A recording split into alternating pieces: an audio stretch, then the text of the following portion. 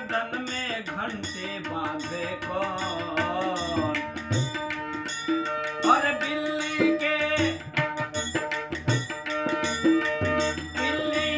गर्दन में घंटी बांधे कौन? बिल्ली के गर्दन में घंटी बांधे कौन? क्योंकि सबके पेट का होता